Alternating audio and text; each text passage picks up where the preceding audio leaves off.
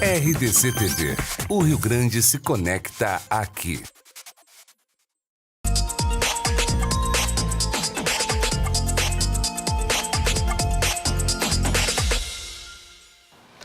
Boa noite, no ar o Cruzando as Conversas, o seu programa de segunda a sábado que trata de temas polêmicos e relevantes para a comunidade gaúcha está no ar. E hoje não vai ser diferente, a gente vai tratar de um tema muito polêmico e que também não há consenso na sociedade, as urnas eletrônicas no Brasil. Criadas em 1995 e implementadas com maior profusão em 1996, nas eleições de 96, elas vêm sendo motivos de debate e controvérsias até hoje. E para tratar desse tema, a gente tem duas pessoas favoráveis e contrárias às urnas eletrônicas aplicadas às eleições no Brasil. E eu passo a apresentar agora, então, os nossos convidados desta noite.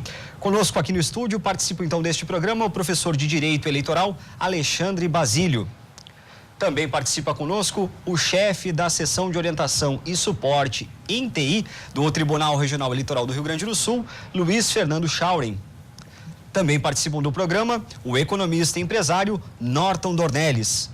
E também a gente conta com a participação do advogado eleitoralista e professor de Direito Eleitoral, Antônio Augusto Maier dos Santos.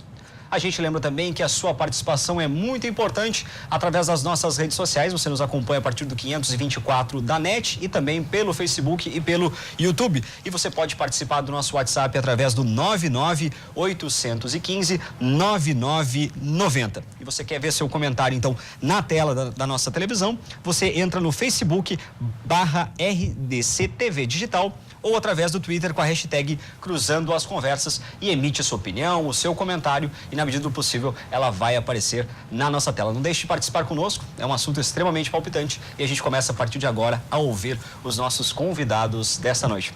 Começo então primeiro com o seu Norton. Boa noite, agradecendo a sua presença e as suas considerações iniciais em relação à urna eletrônica para a gente começar então esse debate. Boa noite. É um tema palpitante, principalmente agora, com todas essas denúncias, algumas verdadeiras, algumas falsas, mas a verdade é que existe um consenso que a urna não é séria no Brasil. Isso é o espírito da população. Eu sou um crítico da urna desde 2010. Na eleição entre Tarso Genro e a minha professora Ieda Cruz, eu morava em Uruguaiana na época e houve um ponto fora da curva. Como economista, assim como um jornalista, assim como um advogado, vi uma coisa muito fora do esperado e aquilo me chamou uma atenção tremenda. O Tarso Genro em Uruguaiana teve mais de 50 mil votos e os deputados da bancada do PT não fizeram 10 mil votos. Eu digo, isso não acontece. Isto não acontece, E na época eu continuo sendo muito amigo do Políbio. O Políbio fez uma notinha na sua coluna, eu liguei para o Políbio, eu estou contigo. Não, mas a gente não pode falar disso, é uma coisa muito grave. Eu digo, não, mas esse troço aqui está muito fora da curva. Desde então, eu tenho me dedicado a acompanhar a apuração e a distribuição das urnas. E é aquela coisa, nunca fecha com o que parece que é.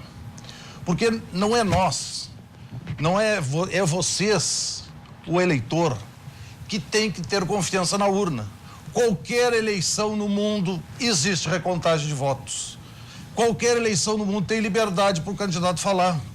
Agora, no Brasil, nem mesmo o eleitor sabe em quem votou. Eu conheço duas pessoas. Quem conhece alguém que foi entrevistado pelo Ibope? Eu nunca vi um. Eu conheço duas senhoras que não conseguiram votar no Bolsonaro nessa eleição. E não conheço ninguém que teve problema de votar no Ciro, que teve problema de votar no Haddad. Esta eleição, no meu ponto de vista, não está correndo dentro do rito democrático. Porque, em primeiro lugar, não tem apuração do que foi contado no voto. Qualquer clube de várzea faz isso. No Brasil, nós temos que acreditar na entidade divina do TSE e do seu ente máximo, que é a urna eletrônica. Perfeito. Considerações iniciais? Vamos ver agora o doutor Antônio Augusto Maier dos Santos. Boa noite. Olegário, boa noite. Uma alegria imensa te reencontrar aqui na RDC TV. Te dizer que uma pauta como essa muito bem-vinda, uma pauta pertinente, e deixar bem claro que eu não tenho nada essencialmente contra o implemento da urna enquanto mecanismo para funcionalidade. Ela tem virtudes que são evidentemente elogiáveis.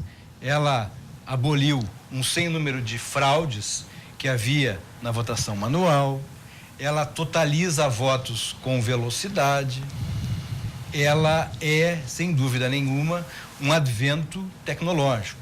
Muito bem. Quanto a isso, eu não tenho a menor dúvida, não vim pregar, não prego, não escrevo, não falo nunca que eu sou adepto ao retorno das urnas manuais, da votação com apuração em ginásio com teto de zinco, né? Eu participo de processo eleitoral e advoguei em todas as eleições entre 1992 até o domingo passado. E falo isso, Olegário, não como observador, como teórico. Eu advogo para candidato à presidência da República e para vereador, com a mesma intensidade. Então eu não sou neófito, não sou ingênuo e eu não vim aqui para iludir telespectador. O que eu não consigo acreditar é que esta urna seja insuscetível às fraudes e que ela tenha um condão de caráter absoluto. E te digo por quê. Porque se tu consultares 10 pessoas, 7 têm reticências quanto à urna. Talvez 8, talvez 9. Ocasionalmente 5, 6. Só que, para o momento, como tão somente o poder público, no caso o judiciário eleitoral, detém o monopólio da tecnologia e das informações atreladas ao mecanismo da urna eletrônica, eu, como cidadão, tenho o direito de duvidar. E fico mais incrédulo ainda, porque países como a Alemanha, a França, os Estados Unidos, a Espanha, a Itália, não pedem emprestada essa urna. São países mais democráticos que o Brasil, muito mais democráticos, porque a tradição de voto nesses países, em caráter linear e ininterrupto, descontada a Espanha, é muito anterior, muito anterior. Então, eu fico reticente, tenho reservas quanto a isso, porque até onde leio, estudo, pesquiso, creio e duvido, não é possível que estas urnas sejam auditadas tal e qual o programa. Então, se isso é a realidade, a urna eletrônica, ela não é suscetível de um contraditório na mesma altura, porque eu, salvo melhor juízo, não me recordo de nenhum partido político constituído no território nacional que tenha tido até hoje tecnologia equiparável a obter o mesmo patamar de informações em torno do que é alegado pelo poder público. Ok. Seguida, a gente volta então com essa dupla que está à minha esquerda. Agora o professor Alexandre, também suas considerações iniciais nesse momento. Muito boa noite. Muito boa noite, Leandro. Boa noite, professor Norton. Boa noite, doutor Antônio Augusto. Boa noite, meu amigo Schauren. É uma grande alegria estar aqui. Quero agradecer a produção pelo convite. E, antes de tudo, eu quero dizer que eu, embora seja servidor da Justiça Eleitoral, assessor dos membros do Tribunal Regional Eleitoral, eu prefiro falar como professor eleitoral, de Direito Eleitoral, em razão das minhas convicções, que não, muitas vezes pode ser que não espelhem, né, as convicções da própria Justiça Eleitoral. Então, falo como professor exatamente para que me garanta a independência para falar sobre o assunto por meio de vários vieses. A primeira consideração que eu faço é que, infelizmente, falta informação. Muito do que os colegas aqui que discordam do uso da urna eletrônica, muito do que eles disseram mostra que também há desinformação, mesmo com relação àqueles que desacreditam a urna eletrônica. Então, tem muitos pontos que a gente pode conversar aqui, esclarecer, por nós que conhecemos a fundo todo o processo, inclusive esclarecer que a urna eletrônica ela não depende apenas de tecnologia. Ela tem por trás dela um arcabouço de procedimentos baseados em resoluções e que, se a gente desacredita esses procedimentos, nós estaremos desacreditando 10 das instituições mais confiáveis do Brasil, como, por exemplo, o próprio Ministério Público, a própria Polícia Federal, a CGU, o Congresso Nacional, o STF, os próprios fiscais de partido, porque, segundo a Resolução 23.550, lá no artigo 1º e no artigo 3º, Todas essas instituições têm liberdade total para, nos 5 meses antes das eleições, verificarem toda a parte de programação das urnas eleitorais. Eles podem fazer assinatura, participar da lacração, verificar o código-fonte, participar de todo o procedimento relativo a toda a parte interna das urnas, que é exatamente o código-fonte, um linguajar que a gente usa no meio de computação. Tenho formação em computação, tenho formação em direito e vejo que muitas das discussões relacionadas ao funcionamento da urna eletrônica tratam como se tudo o que envolvesse o voto eletrônico dependesse apenas de um equipamento. E se me perguntassem, é possível fraudar a urna eletrônica? Eu diria, a urna eletrônica é apenas um computador. É um computador como qualquer outro. E nenhum computador está insuscetível a fraudes. É possível, só que é inviável. Você precisaria de uma gama, um conjunto de pessoas tão absurdo, tão grande, que dificilmente isso passaria despercebido. Qualquer um, eu, o amigo Schauren ou qualquer outro, que ao menos imaginasse, soubesse de uma situação dessa, de um conluio para fraudar a eleição e direcionar votos para alguém, eu tenho certeza que nós, aqui nós dois, apenas nós dois, no meio de um contingente gigantesco de servidores da Justiça Eleitoral, nós dois colocaríamos a boca no trombone. E eu contaria para os meus familiares, que contariam para outras pessoas, e rapidamente essa informação, ela estaria de conhecimento público. Então, é inviável. Se, é claro, a gente entregar uma urna eletrônica na mão de qualquer especialista em computação, eu até brinco que ele poderia até instalar e jogar videogame por ela. Ele conseguiria fazer tudo, qualquer coisa que ele quisesse. Basta ele ter tempo, ter disposição, que ele altera o que ele quiser na urna eletrônica. Só que dentro dos procedimentos que tem por trás do funcionamento técnico, toda uma gama de procedimentos jurídicos baseados em resolução e que qualquer eleitor, você que está nos assistindo, pode inclusive entrar aí no site do TSE e analisar a resolução 23550 de 2017 e você vai ver que tem uma série de procedimentos que inviabilizam qualquer tentativa de alteração. Qualquer alteração, por menor que fosse, de pronto ela seria percebida.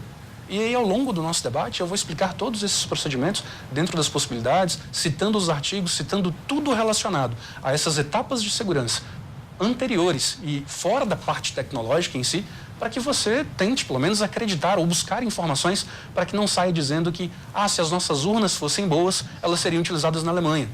Se eu fosse explicar para vocês o sistema eleitoral alemão, vocês perceberiam que urna nenhuma seria capaz, mesmo porque eles não têm número fixos de deputados no Bundestag. Eles têm 599 como parâmetro, mas eles têm institutos de correção, como Ausgleichsmandat, Überhangmandat, que pode elevar esse número de deputados a quase 700. Então, as nossas urnas não seriam utilizáveis para a Alemanha. E é exatamente pelo fato de não ser possível explicar para um cidadão alemão o funcionamento da urna é que foi considerado inconstitucional na Alemanha. O nosso sistema eleitoral, por ser tão complicado, talvez fosse considerado inconstitucional na Alemanha. Então, a gente tem muita coisa para conversar sobre isso. Ok, obrigado. Passamos então agora ao doutor Luiz Fernando Schauren. Boa noite. Não precisa do doutor. Ok, boa noite. Quero agradecer o convite, dar boa noite aos convidados.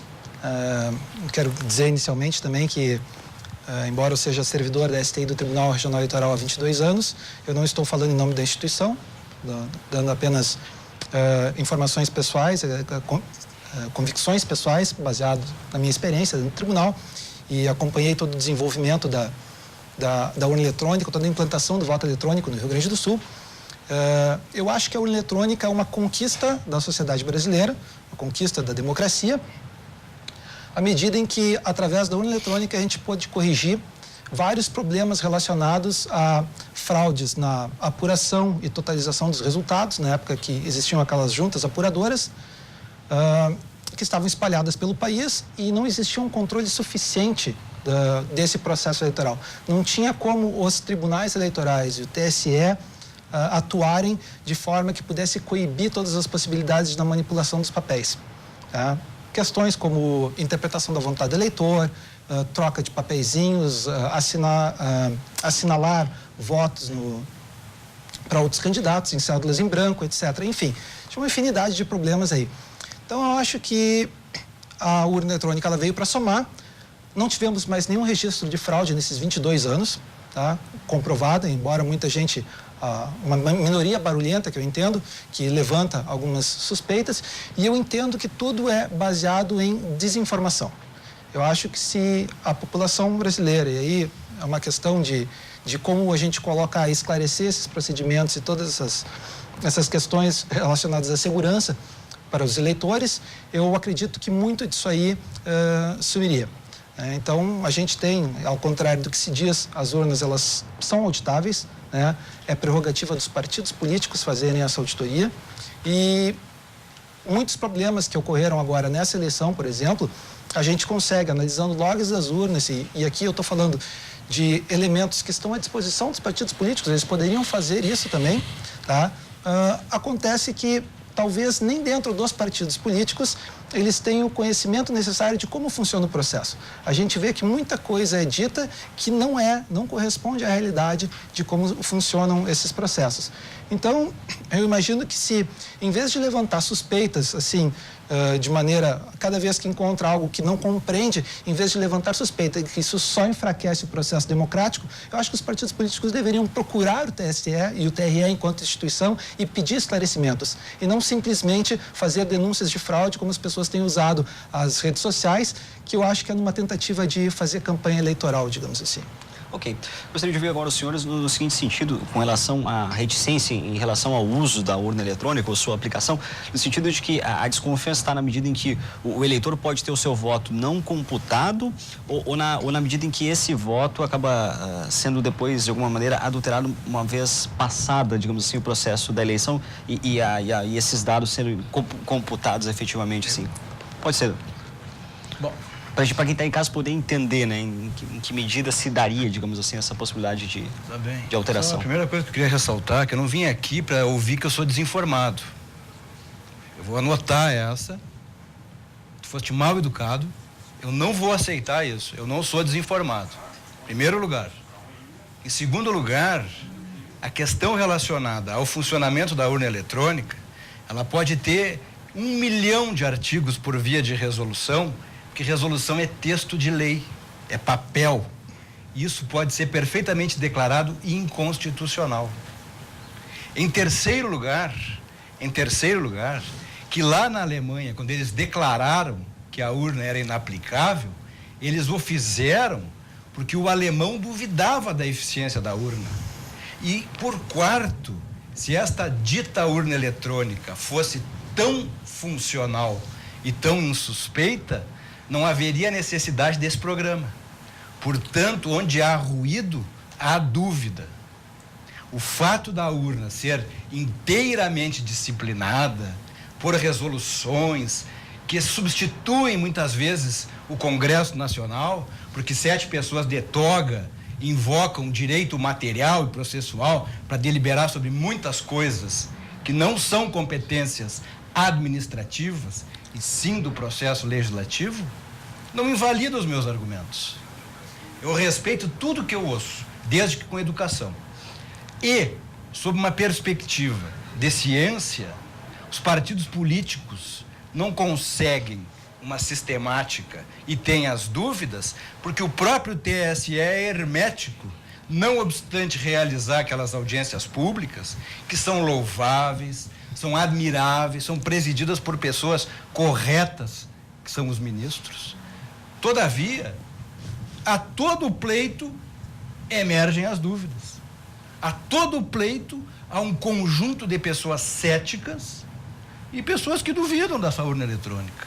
Eu não vou pregar aqui o retorno ao passado, com apuração manual, com lápis, com teto de zinco, com caneta.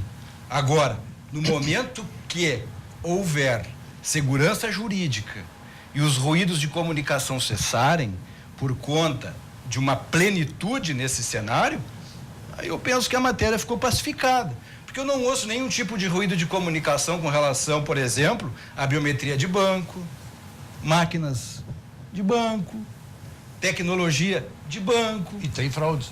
Pois é. Só que a cada 2 anos... E agora até anteciparam, o ano passado, em outubro, já começou todo um debate em torno disso. Agora, uma coisa que é inaceitável é essas fake news aí que são disseminadas, feito, sei lá, não tem nem o nome certo para isso, porque isso é uma covardia, porque a maioria do eleitorado brasileiro não tem noção do que seja esse tipo de informação e passa de lado nesse assunto. Isso não faz parte da vida delas. A vida delas é trabalho, é família, as pessoas não se interessam por política, dão as costas para a eleição, votam porque são obrigadas. Agora, esse cenário da urna eletrônica, enquanto não houver uma empresa que venha aqui no Brasil e, de igual para igual, fale no mesmo tom e na mesma altura com o TSE, eu vou continuar duvidando dessa máquina, porque ela é insuscetível de questionamentos.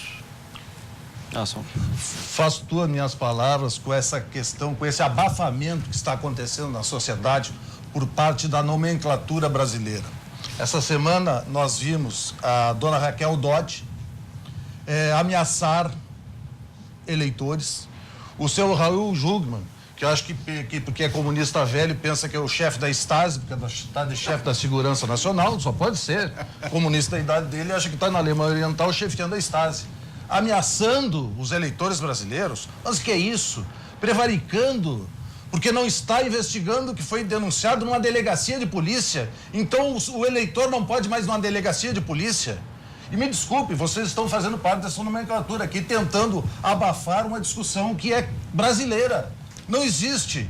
A urna não é segura. E eu vou falar um pouquinho de história aqui, que eu acho que só o Antônio Augusto e eu lembramos disso, vocês acham que não eram nascidos.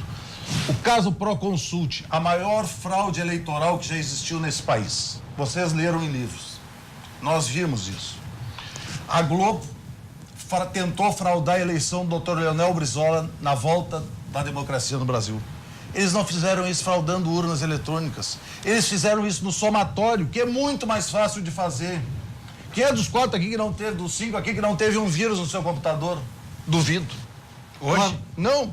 Fiquei que não teve um vírus. Eu disse isso numa reunião de desembargadores. Quase puxaram uma faca para mim num churrasco. Que eu de vocês não sabem cuidar do computador e vocês vão saber cuidar de uma rede em todo o estado do Rio Grande do Sul. Não sabem. Não sabem. Não existe ninguém com competência para cuidar de uma rede em todo o estado do Rio Grande do Sul para não haver manipulação de dados. É impossível. Não existe isso. E a sua preocupação estaria no sentido da transmissão desses dados, ou seja, não o episódio do eleitor está na cabine de votação. Seria muito difícil fraudar não sei quantos milhares de urnas no Brasil inteiro. Era uma fraude apocalíptica. Ia ter que ter muita gente. Agora, para fraudar esse somatório, é só enfiar um pendrive no computador certo, com um programa certo, e está tudo fraudado. Nesta eleição, aconteceu uma coisa estranhíssima. Quando abriram os votos, às 7 da noite, Bolsonaro tinha 49% dos votos.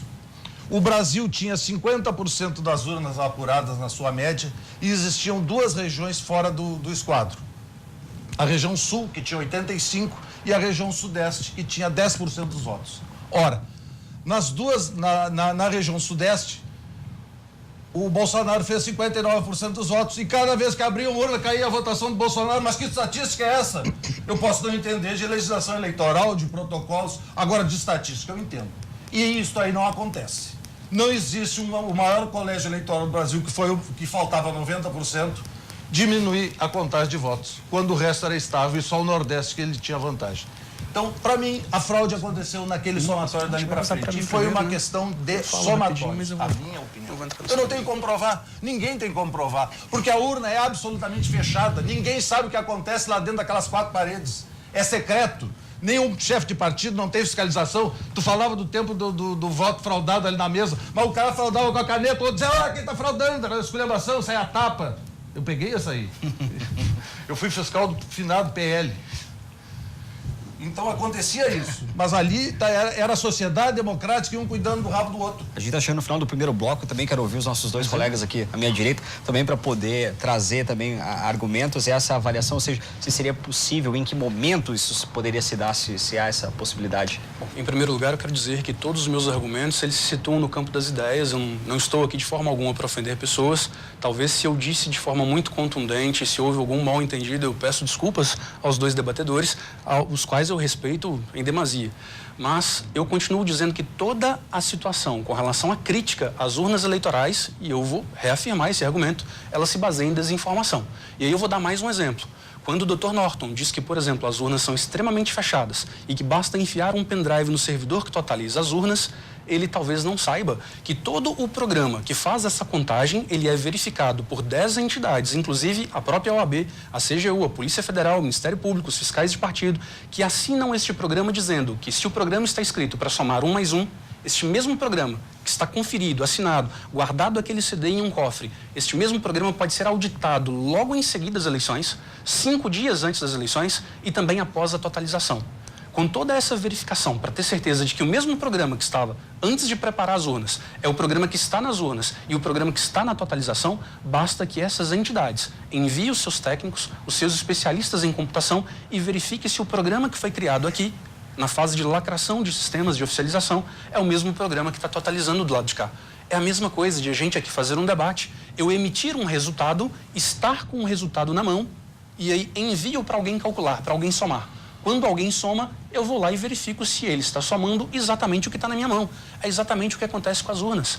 Se eu tenho o resultado que a urna já cuspiu, que é o famoso boletim de urna, BU, eu estou com ele em minhas mãos. Depois eu tenho, de forma muito simplória, que o Schauring vai explicar com muito mais eficiência que eu tenho de forma muito simplória o acesso até o TSE e verifico se o que o TSE somou é exatamente aquele BU que está na minha mão. Eu posso, inclusive, ver o BU na minha mão e ver o BU no site do TSE, que foi somado. E aí eu simplesmente comparo. Essa história de que o que está na minha mão não é o computado é uma fraude tão absurda, mas tão absurda, que ela de pronto seria verificada e seria posto a público. Olha, o TSE, ele não somou o BU que está na minha mão, ele somou outro. A fraude está pronto, está provada. E por que em 20 anos de urnas eletrônicas isso ainda não foi feito? Se é uma conferência tão simples. Ok, a gente venceu o tempo do primeiro bloco, a gente volta no segundo bloco com a palavra do Luiz Fernando Schauring também para poder ouvir esses argumentos. O tempo passa muito rápido com essa discussão palpitante, a gente vai para um rápido intervalo e na sequência a gente está de volta para continuar tratando da questão da segurança das urnas eletrônicas nas eleições do Brasil.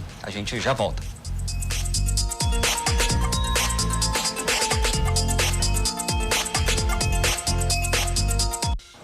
E voltamos no segundo bloco do Cruzando as Conversas, um tema palpitante que mobiliza diferentes opiniões sobre a segurança das urnas eletrônicas. E agora, na abertura desse segundo bloco, a gente vai ouvir as considerações, então, do Luiz Fernando Schauring.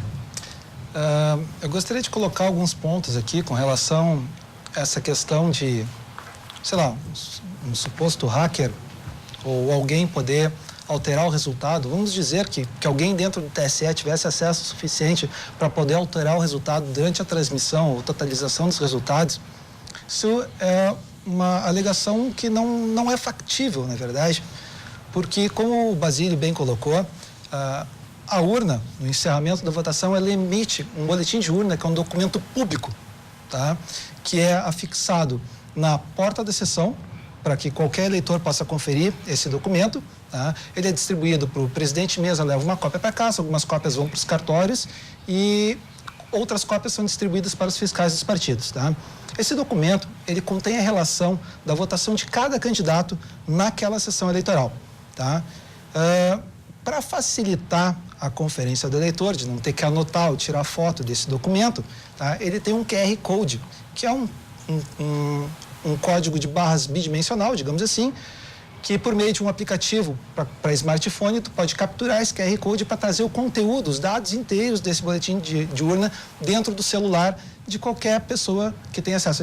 Esse programa ele é distribuído gratuitamente nas principais lojas de aplicativos, se chama Boletim na Mão. Então, o eleitor pode levar para casa quantas cópias dos boletins de urna do local de votação que ele estiver para poder conferir depois. De fato, o próprio presidente mesmo é orientado a fazer isso para verificar se esse resultado está correto depois. Então, quando os resultados são transmitidos para o TSE, eles colocam em um local lá no site do TSE, chamado Boletim na Web, onde tu pode entrar por município, pesquisar a zona eleitoral e a sessão e conferir, comparar se os dados que estão publicados, que foram enviados ao TSE, que foram totalizados do TSE, estão compatíveis com aquele que foi publicado na sessão. Então, nós temos mais de 480 mil urnas no país. Se algum eleitor conseguir me apresentar um boletim de urna que esteja divergindo daquele que foi emitido na sessão, a gente pode investigar uma denúncia de fraude verdadeira. Tá? Em 22 anos de eleição, nós nunca tivemos nenhum caso em que fosse apresentado um boletim de urna que saiu da sessão antes da transmissão e que tenha chegado do TSE diferente. Então, essa acusação de que os ministros poderiam fazer a totalização, que essa eleição do Acre, que demorou para atrasar e que aí a Dilma passou na frente do Aécio, isso não é factível, porque basta pegar os boletins de urna, que são dados públicos e são distribuídos aos partidos, e comparar com o resultado que chegou no TSE. Não há qualquer divergência. É surreal que alguém hoje em dia, com toda a informação que existe disponível, argumente esse tipo de coisa. Seria a coisa mais verificável. É impossível não detectar uma fraude nessa etapa.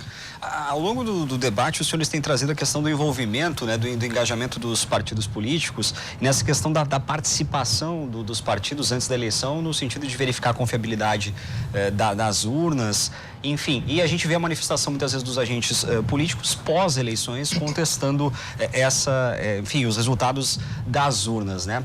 De que maneira você acha que os partidos podem colaborar com esse debate previamente e não após as eleições, para a gente trazer à tona, né? Porque até mesmo a imprensa, agora a gente coloca a luz sobre esse cenário, mas após o resultado do primeiro turno. Desculpe, mas eu vou interromper. Mas os partidos fizeram uma lei que obriga ao Tribunal Superior Eleitoral botar uma maquininha para imprimir voto. Foi votado no Congresso, levaram meses votando isso.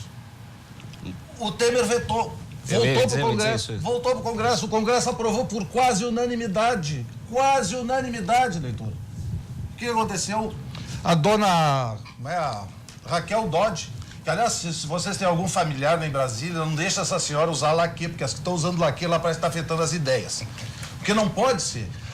Uma senhora que é um cargo pesado na nossa República, dizer que podia comprometer o sigilo eleitoral, mas por acaso alguém vai levar a urna eletrônica para casa?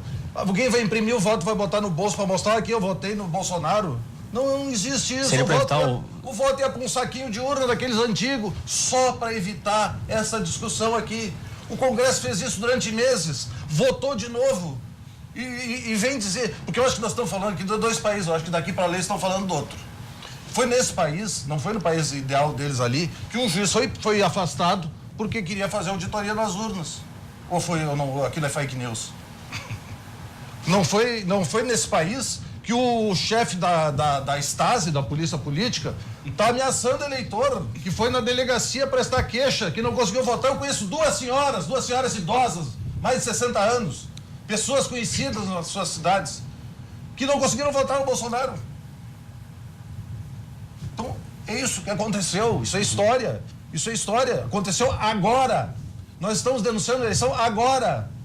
E estamos recebendo pressão, tanto da nomenclatura do tribunal, como das autoridades, ameaçando o cidadão, ameaçando todo mundo de prisão. Vão botar todo mundo na cadeia.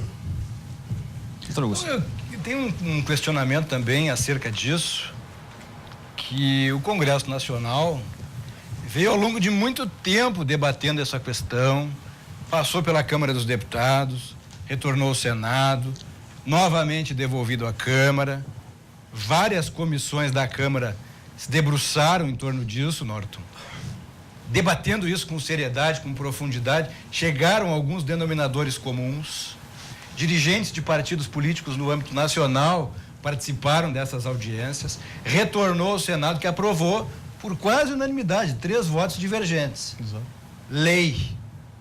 O Supremo Tribunal Federal, em mais um desserviço à nação, claro, ministros vitalícios, sabatinados por personalidades do mundo do crime, que são os senadores da República, né?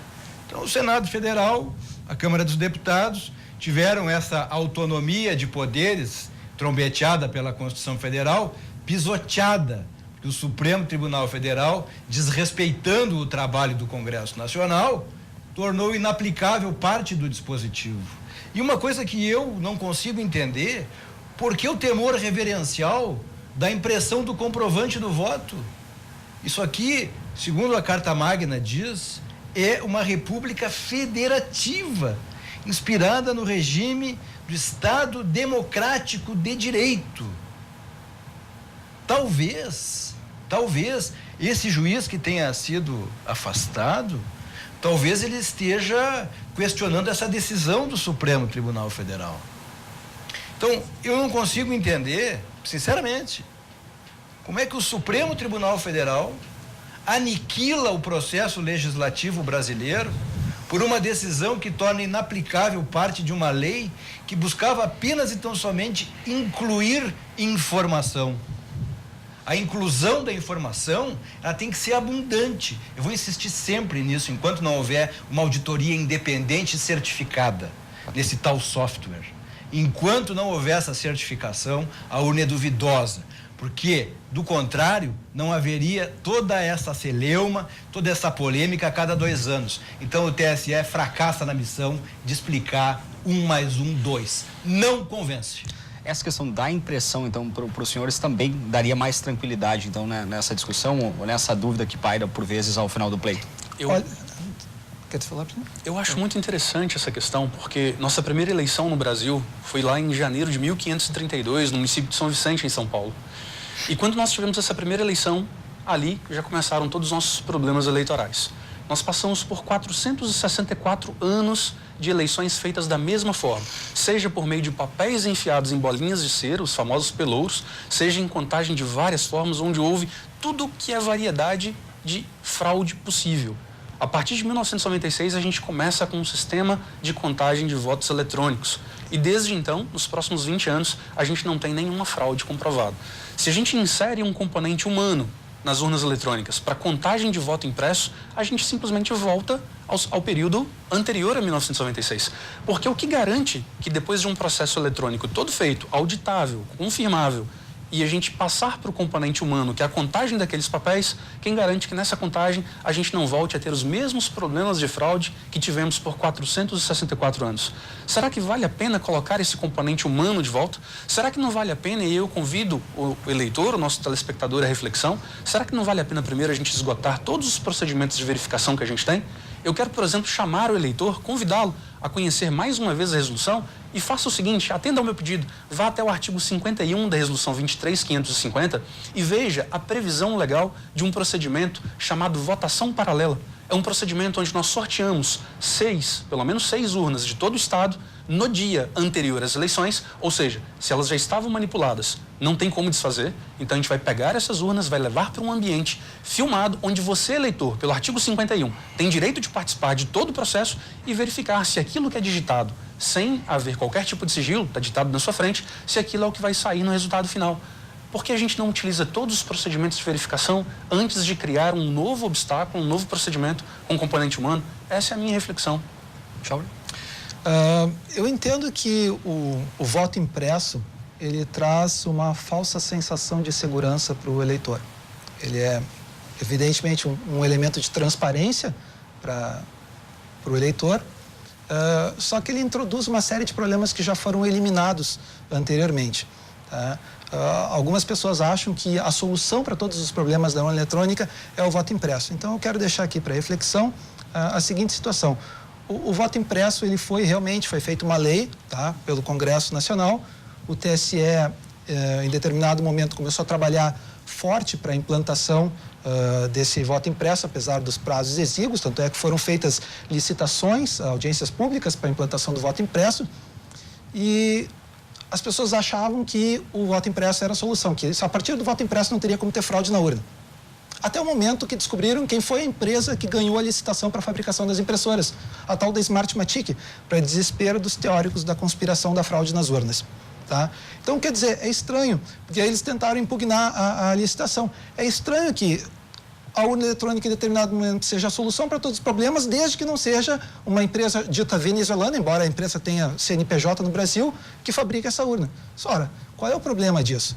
Né? Eu entendo que a gente deveria ter implantado as urnas eletrônicas no primeiro momento, na primeira etapa, por amostragem, sei lá, 5% ou 6%, que era o que se estava trabalhando. Infelizmente, o STF suspendeu, né, sob pretexto de inconstitucionalidade.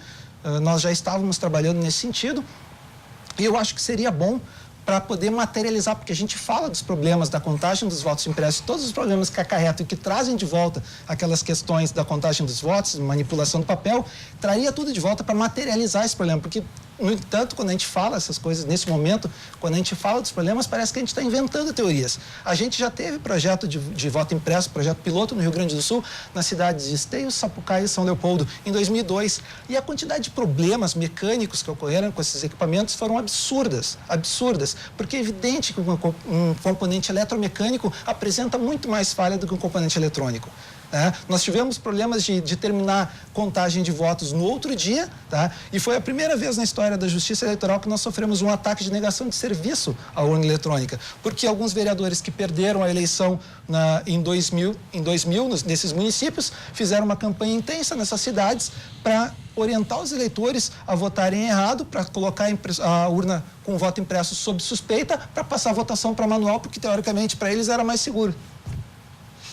E dessa forma, ou seja, a urna eletrônica também traz como componente, se a gente pensar num país continente, a ideia da aceleração, digamos assim, do resultado. Isso também seria um aspecto positivo. A proposta dos senhores seria, na verdade, essa capacidade de uma auditoria externa ou outros mecanismos que avançassem, digamos assim, nesse processo. Para quem está em casa poder acompanhar. O professor Luiz Fernandes está equivocado com o projeto que o Bolsonaro aprovou para o voto impresso. O voto impresso é um backup. O voto impresso não vai voltar para o galpão para a gente recontar. Se houver problema e houver desconfiança daquela urna, se abre aquela urna se abre o saco referente à urna número 4.222. Seria um conjunto de extratos. Seria um backup. Seria um backup. Isso que está se dizendo agora, que a eleição não está acompanhando a tendência do eleitorado, seria disperso. Mas, pelo visto, a nomenclatura brasileira não quer transparência. Aquilo que Locke escreveu no século XVII, do contrato social, onde a sociedade democrática de direito se organizou em cima de uma Constituição para reger os seus destinos, parece que no Brasil ministros nomeados por caçados, ladrões, bandidos e sabatinados por uma quadrilha que está com a bunda encostada na parede lá com medo de ser preso, é quem representa isso aí. Não querem a transparência. Este é o modelo. Não querem a transparência. Querem que nós nos adoremos a uma urna que falseia votos e que vai nos levar, como a sua matriz, para a Venezuela. Essa ideia de uma auditoria externa, doutor Augusto, seria viável no horizonte? Acredito que isso é possível ou é uma ideia um pouco mais distante no horizonte do cenário eleitoral brasileiro? Olha, descontadas as questões relacionadas ao suporte disso tudo, descontadas essas considerações, não vejo por que o temor reverencial de uma auditoria, mas uma auditoria idônea, não essa da OEA, burocratas que vêm aqui passear e visitar a sessão de julgamento. Isso não serve. Eu tenho certeza que 99% das pessoas que estão nos assistindo agora não entendem essa linha de raciocínio que os colegas convidados aqui emitem. Tenho certeza que não entendem. Não entendem. E a urna eletrônica, não obstante a sua tecnologia, não obstante a sua importância, ela tem componentes importantes. Jamais vai se pregar aqui retorno a procedimentos demorados, mais duvidosos, passíveis de falsificação, questionáveis por amplo manuseio. Se o processo manual da margem, caneta, certo? Nem que haja uma abundância de fiscalização, porque a mente humana é capaz de muita bandidagem, muita maldade. E outra coisa, se lei resolvesse tudo, não havia necessidade de presídio, porque é proibido matar desde o tal de Adão e da tal de Eva. Então isso já é proibido há muito tempo. Então, se realmente a lei resolvesse tudo, não havia necessidade de presídio, de imposto de renda, entendeu? Então, assim, não resolve, não convence. Eu penso que uma auditoria, mas aí de caráter mundial, global, porque a cada 2 anos acontece esse debate. Daqui a 2 anos vai ter, eu imagino que daqui a 2 anos, menos de 2 anos, um novo debate em torno desse assunto de novo. Claro, tem que levar em conta um dano aqui nocivo, que é esse pessoal que não tem muito o que fazer, que não tem serviço, que é desocupado e que se dispõe a elaborar essas fake news. Esse pessoal aí não tem o que fazer. Esse pessoal aí devia ser voluntário para um hospital, devia trabalhar no setor de politraumatizados aqui do HPS, né? Talvez numa funerária, se ocupar mais. Mas de prático, a urna eletrônica, o seu componente é louvabilíssimo. Só que eu não entendo por que há tanta dúvida. E muitas vezes esses argumentos, eles são ditos da urna para fora, porque o que acontece da urna para dentro ninguém quase entende, entendeu? E o cenário sob a questão tecnológica me parece que é irreversível, porque a tecnologia ela vem para ficar, ninguém vai voltar a usar telefone analógico, né? Agora, eu penso que há uma carência de informações mais compreensíveis. Porque a maioria das pessoas, o público médio do eleitorado brasileiro, tenho certeza que ele não entende absolutamente nada desses questionamentos. Talvez não entenda nem as razões pelas quais eu e o Norton aqui estamos argumentando o fato da urna estabelecer uma margem de dúvida. Eu não consigo visualizar isso se não houver a pacificação disso por meio de informações absolutamente convincentes, que a pessoa mais simples possa se sentir segura e convencida de que, bom, realmente aquela celeuma, aquela polêmica, aquele debate, às vezes sem educação, possa se repetir. E dessa forma, como é que o senhor interpretou essa possibilidade de uma auditoria externa, ou que possa também trazer essa tranquilidade? Olha, nesse aspecto eu não vou divergir dos debatedores. Realmente, 99% talvez dos que estejam nos assistindo, eles provavelmente têm uma série de dúvidas a respeito do procedimento eleitoral, que começa, na verdade, não nas urnas eletrônicas, mas no próprio sistema proporcional, que tem uma série de cálculos e o nosso eleitor ainda não compreende que a gente não vota em candidatos.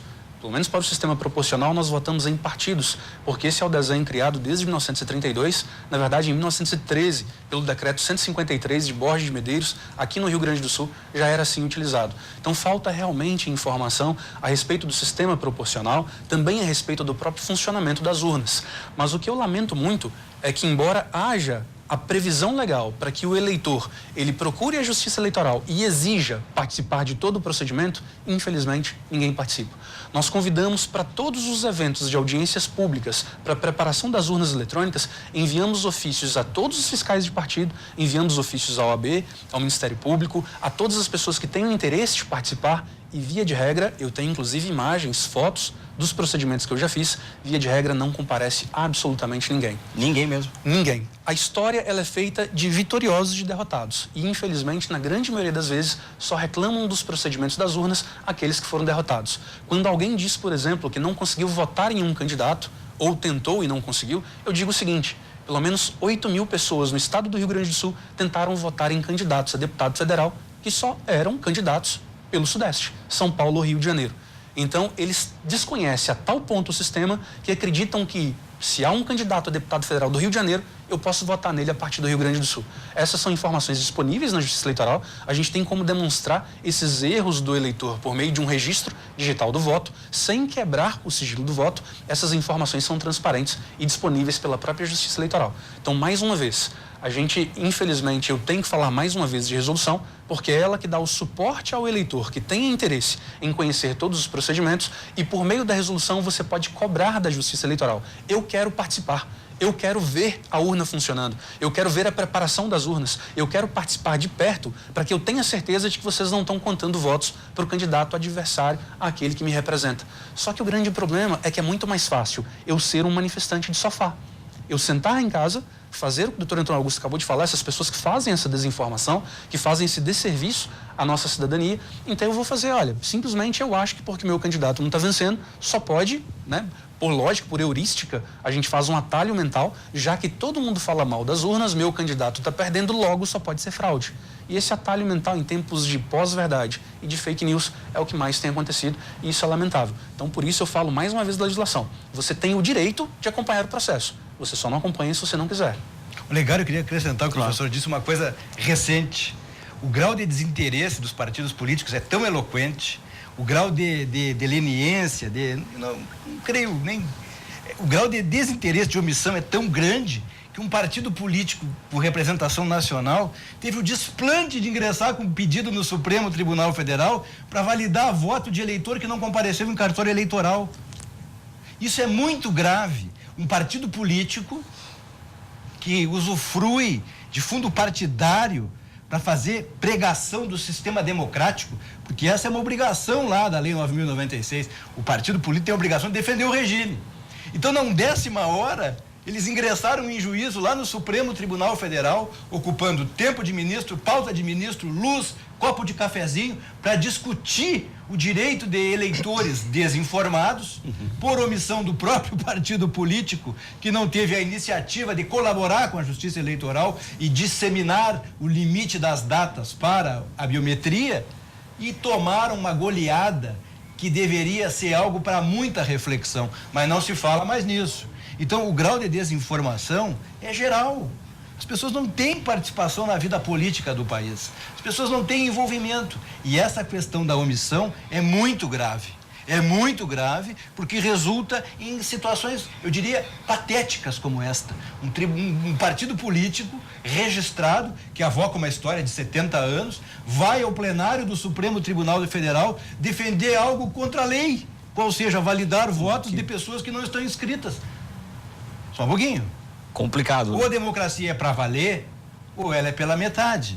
Não existe meia democracia. Ou ela é íntegra e ela é convincente, ou ela é fruto, assim, de experiências, de tempos, de momentos. Quer dizer, isso é insofismável, insofismável. Essa questão do envolvimento, do engajamento do eleitorado dos partidos também é um tema que a gente vai voltar também a debater. Chauri, também, como é que percebe essa questão de uma auditoria externa? Essa questão da decisão do STF de ter tornado inconstitucional essa lei do voto impresso, infelizmente eu não tenho muito como... A gente não tem ingerência sobre isso, uma decisão deles, basicamente não tenho muito a ver com isso, mas eu não concordo com a frase de que o TSE tem medo do voto impresso. A gente não tem medo do voto impresso. A gente conhece a realidade do voto impresso e a gente sabe dos problemas que eles acarretam de volta. Então, o voto impresso, como eu disse, ele é um mecanismo de transparência para o eleitor. Só que a transparência, ela é um cobertor curto. Se eu aumento a transparência, eu enfraqueço a segurança. Enfraqueço a segurança no sentido de que eu coloco, mesmo que por amostragem, tá, a contagem desses votos, essa manipulação dos papéis, no contato, na manipulação de pessoas que estão... Aqui eu acho que ninguém duvida que vocês estão acusando que o TSE, por exemplo, pode fazer fraude nas urnas ou algo parecido. Eu imagino que da mesma forma as pessoas que estão contando esses votos também poderiam. Então, foi eliminando a interferência humana, tornando o processo totalmente eletrônico, que a gente conseguiu acabar com essas fraudes. Eu coloco aqui para reflexão a seguinte questão. Vamos supor que seja levantada uma desconfiança em relação a uma determinada sessão eleitoral e que ela seja sorteada, então, ou seja, escolhida para fazer auditoria na contagem desses papéis do voto impresso. Se a gente tivesse alguém com habilidade suficiente para trocar ou consumir alguns desses papeizinhos que estão sendo contados, tá? E eu tivesse uma divergência, por exemplo, de 2 ou 3 votos em relação ao resultado eletrônico com o voto em papel, qual é o resultado que vale? Vale o resultado eletrônico? Vale o resultado em papel? Ou temos que anular a sessão? Se alguém me disser que tem que anular a sessão, essa sessão eleitoral, então eu vou dizer que se criou um modelo para conseguir fraudar a eleição, porque basta eu chegar e consumir papel na urna onde o meu adversário ganha os votos para eu poder acabar com esse problema. Então, na verdade, a gente está trazendo um problema que não existe. Tá? Se os partidos políticos têm dúvidas a respeito da contagem das cédulas, que as cédulas somam corretamente, o problema não é implantar o voto impresso em 100% das urnas, porque tu está descobrindo um problema depois que ele ocorreu. Depois que o problema ocorreu. Não é muito mais fácil a gente investir que o programa faça as coisas certas? Para isso que existe a inserção do código, para isso que existem os testes públicos de segurança. Os partidos, eles têm a prerrogativa de fazer análise do código e eles não comparecem lá no TSE para fazer análise do código. Por quê? Porque é caro para o partido gastar o dinheiro do fundo partidário indicando um analista, um especialista em sistemas de computação e criptografia para fazer análise do código, e ele prefere transferir a conta para o povo brasileiro à custa dos impostos, implantando o voto impresso em 100% das urnas, que eu acho que é um absurdo. Eu não conheço, se as pessoas argumentam que o voto impresso é a única forma de garantir que o resultado está correto, eu vou fazer a seguinte pergunta: eu não conheço nenhum administrador de banco de dados que imprime em papel todas as transações que eles fazem no banco de dados para poder conferir depois para ter certeza que está correto. Ok, vencemos assim o tempo do nosso segundo bloco. A gente vai para um rápido intervalo e na sequência volta a tratar justamente sobre esse envolvimento do cidadão com a política, com a urna eletrônica, o engajamento dos partidos, fake news, pós-verdade e muito mais nesse tema palpitante. A gente já volta.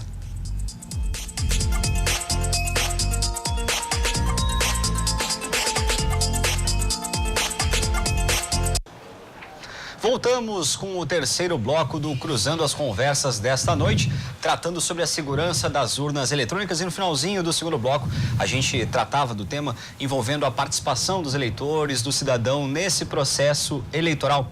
Eu gostaria de seguir nesse tema e ouvindo os senhores aqui, nesse sentido de que forma os partidos TSE, enfim, podem estimular o cidadão, e a gente vai cair também na questão da educação, né, do sujeito poder conhecer mais as leis, conhecer o sistema eleitoral, a proporcionalidade dos votos, etc. De que forma, digamos assim, então, os partidos políticos, que são os grandes agentes desse momento, né, nessa vitrine política, podem colaborar com esse debate, podem colaborar com o cidadão para a gente poder ter também mais autonomia desse cidadão e mais segurança desse cidadão em relação ao processo eleitoral. Doutor Augusto. Olha, eu vejo um partido político omisso com relação a todo esse segmento. O partido político brasileiro, ele dissemina fantasias. De modo geral, ele não tem interesse em realmente, Olegário, seduzir a juventude, seduzir os estudantes, tornar-se popular e estabelecer com eles o ensino real das questões que fazem parte do cotidiano da vida democrática de um país. Se me permite um parênteses, a gente vai acompanhar também as manifestações, por exemplo, de 2013 ou outras, a gente percebe um descrédito em relação ao partido enquanto instituição, né? Isso é ruim. É ruim porque o partido político é uma pessoa jurídica de relevo no Brasil, é fomentado por dinheiro público, recebe todos os meses, todos os anos, o fundo partidário, que é uma quantia expressiva do orçamento da República. 2,5 bilhões esse ano. E mal utilizado. Mas vai também uma crítica aqui à estrutura do Poder Executivo, governos sucessivos, que não implementam, que não estimulam, que não unificam a ideia de nas escolas, lá quando é criança, quando tem 7, 8, 10, 12 anos, 15, 17 na adolescência, a ensinar noções ainda que básicas sobre votar, iniciativa popular, o que é partido político, o que é poder judiciário, que a cidadania não se concentra apenas e tão somente no dia da eleição, de ir lá, teclar e ir embora para o fim de semana. Isso não é verdade. Se tu não ensina isso para a criança, tu não vai ensinar para o homem e para a mulher madura. Ele não está familiarizado com esse tipo de constância. Por isso que a cada 4 anos, todo brasileiro se jacta treinador da seleção brasileira, e a cada 2 anos é imposto a ele o papel de cidadão, que ele não tem interesse. Sejamos francos, sejamos sinceros. O eleitor brasileiro tem descrédito, ele duvida da vida pública brasileira. Então é uma relação entre o mudo e o surdo. Não funciona o diálogo. Porque se tu não ensinar para as crianças que votar é importante, que participar da vida da sua cidade é importante, ele nunca vai abdicar uma tarde ou uma manhã da sua vida durante um ano para assistir uma sessão da Câmara de Vereadores onde ele mora. Se tu perguntar para muitas pessoas que moram aqui em Porto Alegre, onde fica o prédio da Assembleia Legislativa, elas não sabem. Mas elas sabem o endereço de todos os shoppings, vão a todos os cinemas, vão a todos os parques da cidade. Isso não é proibido. Mas na hora de criticar, só levanta a pedra, como disse o professor, é no sofá. Tem que ir lá. E daqui a 5 meses nós podemos voltar aqui, e se tu fizer uma enquete na rua, vai haver a amnésia eleitoral. Porque o eleitor não vai lembrar em quem ele votou para deputado estadual, raramente para senador. Porque a política não faz parte do cotidiano. Isso é um erro. É um erro que resulta no hiato. E aí, a cada 2 anos, ele é obrigado a vestir a farda de cidadão, quando ele não quer. É uma lástima isso. É uma lástima. Por isso que nós temos que ter, sabe o que, Olegário? Pois é, essa pergunta que eu ia fazer. A candidatura avulsa ou independente. A candidatura de pessoas que não queiram se envolver com a parafernália partidária, que não querem ter aquela rotina, muitas vezes até tóxica, do partido político. Eles querem concorrer livres e isoladamente. Se um partido político não o convence, ele tem o direito de participar do processo eleitoral com as mesmas responsabilidades, com os mesmos critérios que são exigidos de um partido ou de uma coligação, para que ele tenha registro, para que ele possa pleitear livremente o voto. Inclusive, eu penso que a candidatura avulsa ou a candidatura independente, desde que sob as mesmas exigências da legislação para o partido ou a coligação, pode atrair mais pessoas a participar do processo eleitoral. Tenho certeza que as pessoas não têm interesse, empresários não têm interesse em se envolver diretamente com o partido político. E falar de democracia sem falar em empresário, só porque o Supremo quis. E entra também depois a questão do compliance, mas daí é outro episódio. Nota também, sua avaliação. Ô, Legário, eu tenho uma visão bastante diferente do Antônio. Eu acho que nós estamos vivendo hoje no Brasil, hoje não, desde 2013, uma verdadeira insurreição popular. O povo saiu às ruas, o povo fez o impeachment, o povo apoiou a Lava Jato, porque senão ela não teria se sustentado. O povo movimentou uma candidatura que não tem fundo partidário, que não tem apoio da imprensa, que não tem nada, e está transformando esse país. E nós vamos transformar esse país. Daqui a 2 anos, nós vamos ter outro mundo no Brasil. Nós vamos fazer uma mudança muito maior que a que o Antônio está dizendo. Nós vamos implantar o voto distrital, que vai embaratear a campanha, que não vai ser esse suplício financeiro que é fazer uma campanha num estado, num distrito eleitoral do tamanho do Rio Grande do Sul. Isso é impossível, isso é corruptor, isso é difícil, isso é extenuante. Não tem dinheiro que chegue para fazer uma campanha eleitoral em 500 municípios.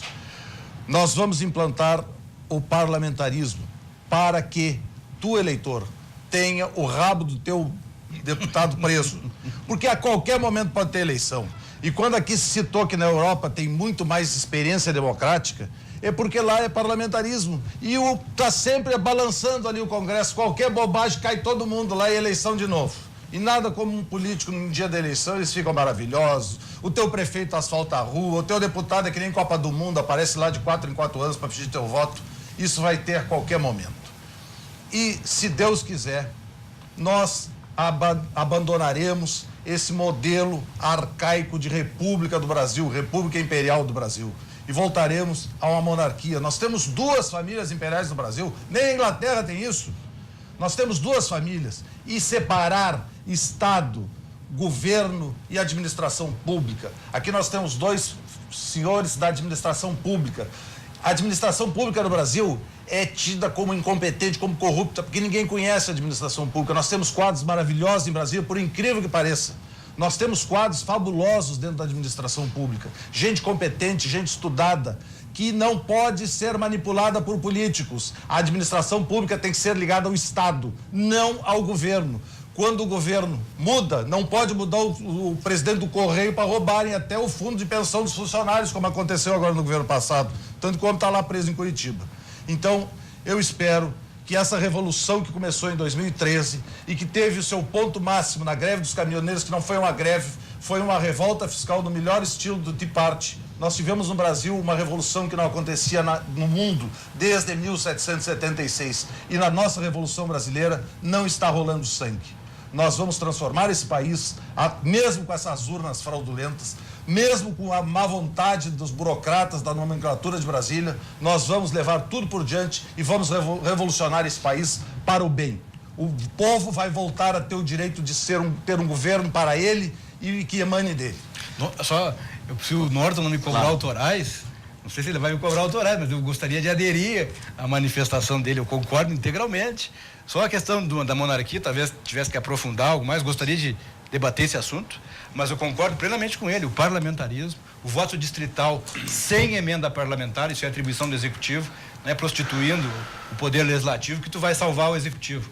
Então, concordo integralmente. E o parlamentarismo, ele é vital por uma questão elementar. Em pleno 3º milênio, dada a complexidade da vida pública, os inúmeros desafios que qualquer administração municipal tem, que se dirá o cenário presidencial, é inconcebível que alguém concentre chefia da administração, do governo, do Estado, seja chefe das Forças Armadas e, eventualmente, presidente licenciado de um partido político. São 5 atribuições absolutamente incompatíveis entre si e que geram essa atrofia de poderes e o denominado presidencialismo de coalizão, que não é nada mais, nada menos do que um cassino. Então, eu também tenho convicção absoluta de que isso está com os dias contados. E nesse sentido também, como é que os senhores avaliam então essa possibilidade de uma nova consciência do cidadão, esse debate, o estímulo dos partidos? Olha, essa é uma discussão que vai longe, é uma discussão que a gente pode analisá-la sobre vários pontos de vista, mas em primeiro lugar eu quero dizer que existe uma casa que verifica o índice democrático dos países, chamada House of Freedom, é uma instituição americana que faz essa checagem e verifica inclusive a cultura política de cada povo do mundo. E o Brasil hoje tem um índice menor que o de Bangladesh, um índice de 3,9, fazendo com que o nosso índice democrático ele seja bem baixo, menor que vários países aqui da América do Sul, como, por exemplo, do Chile e até mesmo da Argentina. Então, nós temos um problema de cultura política no Brasil. Realmente, esse problema passa pela educação, Realmente a população ela não entende o sistema eleitoral, ela não entende os processos, ela não sabe nem mesmo para que serve cada um dos seus representantes, mas eu acho ao mesmo tempo que democracia não possibilita experimentação. Nós não podemos fazer experimentação com sistemas eleitorais, nem mesmo com sistemas de governo. A gente não pode simplesmente, porque esse não está bom, eu vou implementar o sistema distrital. Vários países que utilizam o sistema distrital estão convergindo, porque distrital, via de regra, ele exige um sistema majoritário. E um sistema majoritário, a depender da magnitude, ele tem um desperdício de votos absurdo, a depender da quantidade de cadeiras. Mesmo para o sistema proporcional, a depender da magnitude, o desperdício é muito grande. Então, essa experimentação em sistemas eleitorais, ela é muito arriscada. E, embora a gente tenha um dos melhores sistemas eleitorais do mundo, a gente tem um grave problema. Ele pressupõe educação política. Nós precisamos, antes de tudo, educar o eleitor, e isso já não acontece há muitos anos. Existe um artigo na Lei 9.504, que é o artigo 93A, que ele exige que a própria Justiça Eleitoral explique sobre o sistema eleitoral por 5 minutos a partir de abril até julho do ano eleitoral. Nós precisamos aprimorar isso para fazer com que a Justiça Eleitoral e outras instituições imparciais tragam o eleitor para essa discussão. E precisamos também garantir democracia interna aos partidos. Os partidos, eles precisam, de alguma forma, ser incentivados a conseguir filiados políticos. O Brasil hoje, ele tem uma quantidade de filiados políticos, embora seja muito maior que a Argentina, nós temos uma quantidade de filiados a partidos políticos menor que da Argentina. São pouquíssimos filiados e as pessoas não se interessam. Enquanto nós não tivermos filiados que, embora não almejam um cargo público, queiram estar lá dentro para fiscalizar esses partidos, enquanto não tivermos um incentivo a isso, a gente vai ter caciques partidários controlando os partidos, usando como se fossem franchisings, franquias. Isso aí não traz nenhum tipo de benefício. O que nós precisamos? Educação política, abertura democrática interna a esses partidos, trazer a população para conhecer os fundamentos do sistema político-eleitoral, inclusive do funcionamento da contagem eletrônica de votos, e levar informação a todos vocês. Mais uma vez, você, telespectador, você está convidado a exigir todos os seus direitos com relação a verificação, validação, auditoria do processo eletrônico de votos. Se você não exigir os seus direitos, não adianta se manifestar, reclamar, aderir a qualquer tipo de vídeo que diga que não foi possível votar no seu candidato, quando, na verdade, por exemplo, um vídeo que circulou muito, a pessoa queria votar no 17, aparecia voto nulo e ele reclamava, tá vendo? Fraude.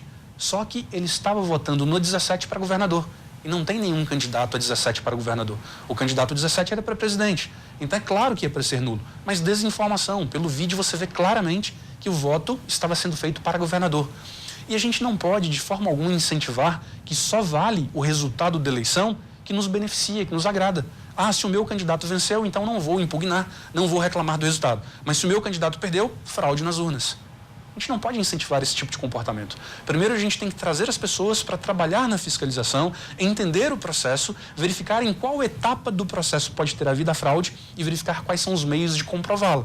Nós temos 3 etapas. Uma etapa de programação de todos os sistemas da Justiça Eleitoral, que acontece e pode ser auditado por 10 instituições, fiscais de partido político, Ministério Público, OAB, Congresso Nacional, CGU, CREA, Polícia Federal, todos os departamentos de tecnologia das universidades federais e outras instituições, todas elas convidadas pela resolução a participar de todo o processo que começa 5 meses antes das eleições.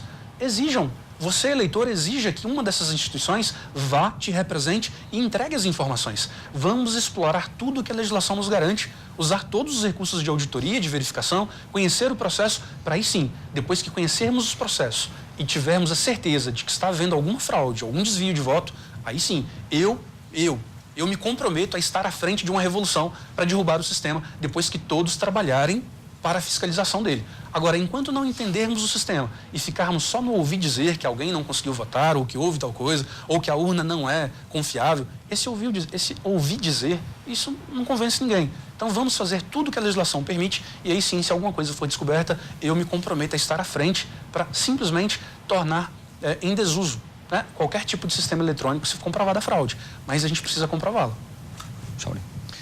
Olha, eu entendo que existe uma parcela significativa do eleitorado que realmente não tem muito conhecimento sobre os procedimentos de votação.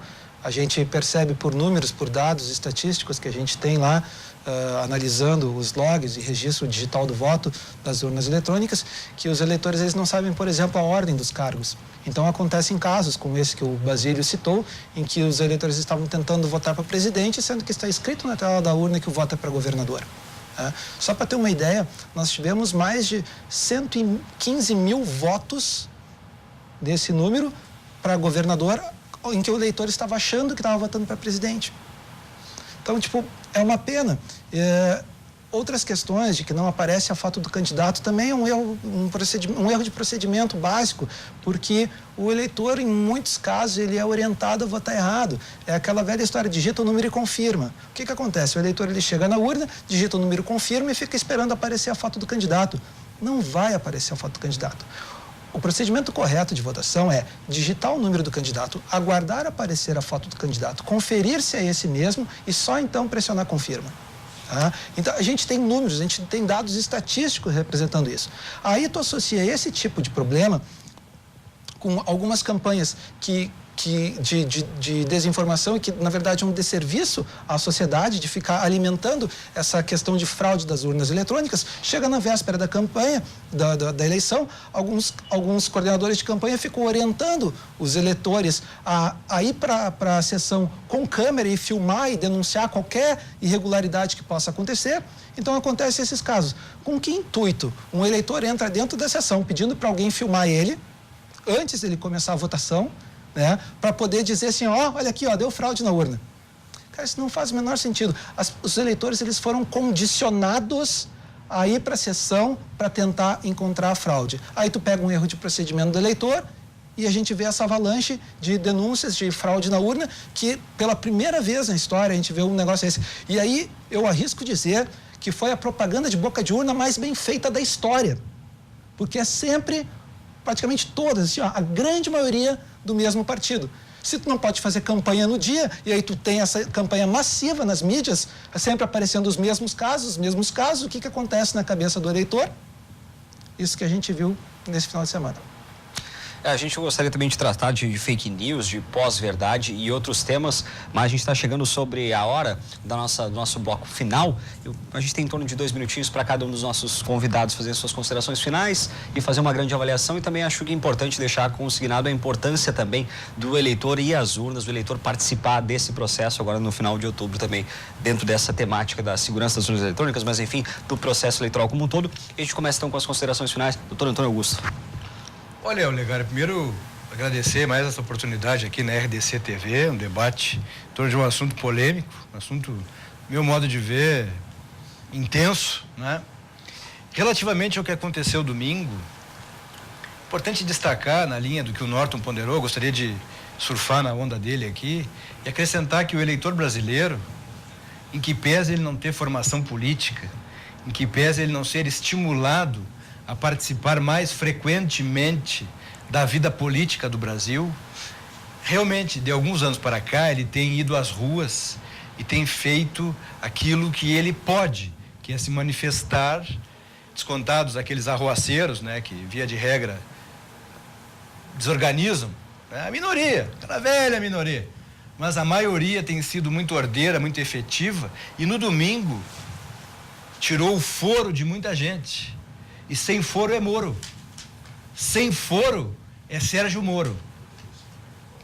Com isso, ex-senadoras, ex-senadores, ex-deputadas, ex-deputados, ex-governadores vão ter que explicar como amealharam tanta fortuna em tão pouco espaço de tempo. Então o eleitor brasileiro não dorme mais de touca, não dorme mais de máscara, ele foi lá, silenciosamente votou e deu um recado bem dado. Essa página da história virou. O Congresso Nacional foi renovado substancial e qualitativamente. Porque é onda reacionária. Tem que parar um pouquinho com esse negócio de dizer que o direitista... Então o esquerdista se elegeu. O discurso é um só. O discurso é um só. Tem que parar um pouquinho com isso e pensar mais em progresso, sabe? Discutir assuntos mais aflitivos, repensar essa federação mutilada, esses parlamentos, sobretudo as duas casas do Congresso Nacional, causa um ônus extraordinário e a contrapartida é diminuta, mas eu espero que a partir da próxima legislatura isso se encaminhe para um outro sentido, certo? E uma proposta que eu venho fazendo há muito tempo é sabatinar aqueles 2 ministros do TSE que vão para lá por indicação do presidente da República. São os 2 únicos ministros do território nacional que não são sabatinados. Então temos uma PEC lá no Senado da República, seria boa que ela tomasse uma vitamina e fosse objeto de deliberação. Ok, Norton. Bom, Olegário, agradeço o convite da TV para nós comparecermos aqui, a primeira vez que nós viemos. É um momento grave da sociedade brasileira. Nós estamos conquistando vitórias incríveis nesse país. Nós temos uma tradição muito ruim, nós temos uma tradição horrível de partido político, onde as pessoas não vão para o partido político. Porque eu sou da colônia, eu sou do Alegrete, sou grosso. E nós temos um ditado lá, que tu não entra no chiqueiro sem sair cagado. E é isso que o eleitor sente. Se ele entrar naquele lugar, ele vai sair desse jeito. Então não vai. Mas isso vai mudar. Isso está mudando. Isso está mudando. Agora é o povo que está fazendo a política. Nós estamos tendo uma revolução no Brasil de qualidade de políticos. Nós tivemos aqui no Rio Grande do Sul uma das menores modificações do quadro antigo. Mas elas foram extremamente boas. Quadros jovens, preparados, inteligentes, que vão contribuir certamente para uma mudança muito grande lá em Brasília. Aqui dentro da Assembleia também tivemos algumas modificações pesadas, de qualidade, que vão melhorar esse Estado. Então, nós estamos numa transformação. Eu peço a todos vocês que votem conscientes. A urna não é uma maravilha, mas uma avalanche de votos que vai vir vai certamente transformar esse Brasil. Nós vamos ter uma nova sociedade aqui dentro. Nós vamos ter uma revolução pacífica que vai transformar toda uma tradição autoritária de pensar só no curto prazo. A reforma de 1969 que os militares fizeram foi uma tragédia. Hoje em dia, um eleitor da Rondônia vale 6 paulistas. Isso é um absurdo, isso não existe em lugar nenhum do mundo. O Senado que é feito para isso. Tem 2 senadores, não precisa ter 3 também, que era o Biônico, lembra? Do senador Biônico, que foi criado na mesma reforma.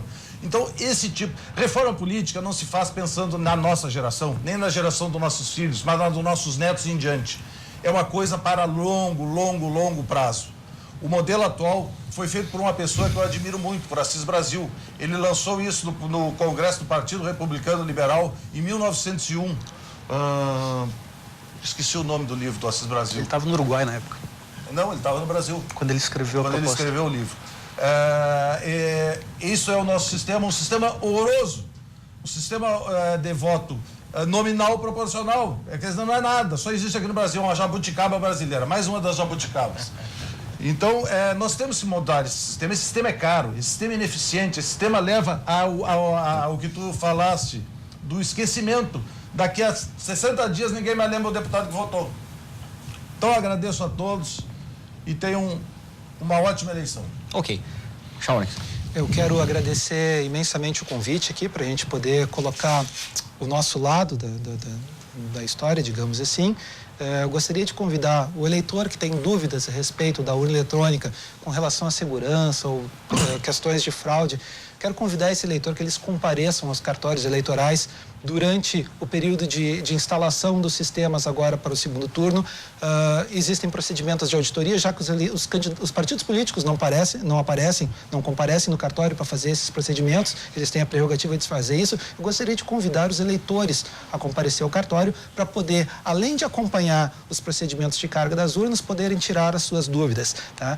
E eu queria pedir que esses eleitores parem de acreditar nesses candidatos, esses partidos que levantam questões de segurança da urna, fazem essas denúncias de fraude, porque isso, a maioria delas, a grande maioria, não corresponde à realidade.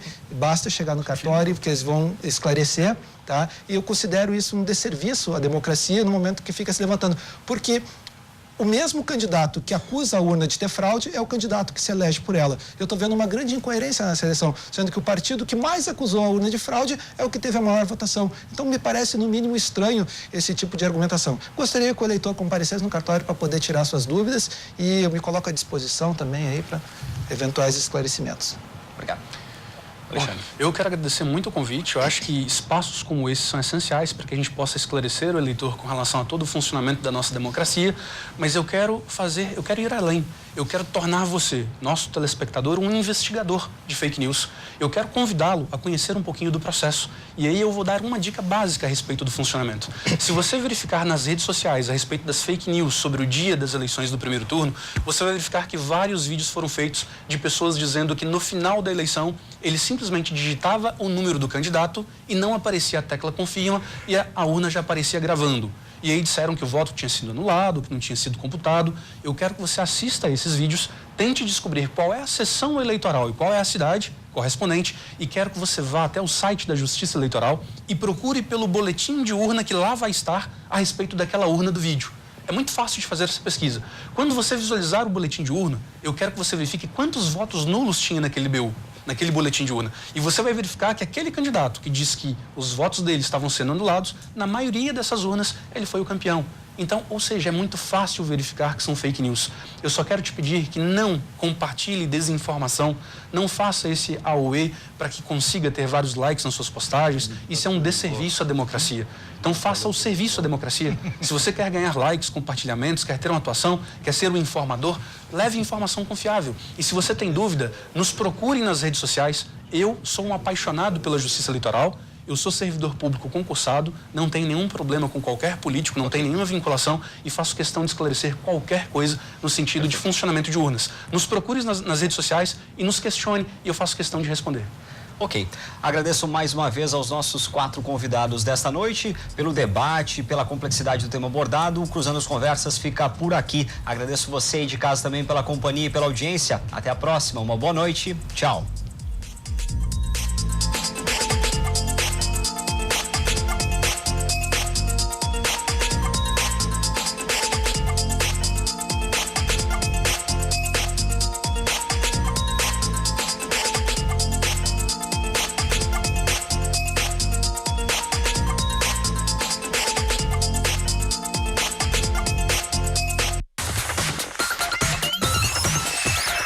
RDC TV. O Rio Grande se conecta aqui. RDC TV. O Rio Grande se conecta aqui.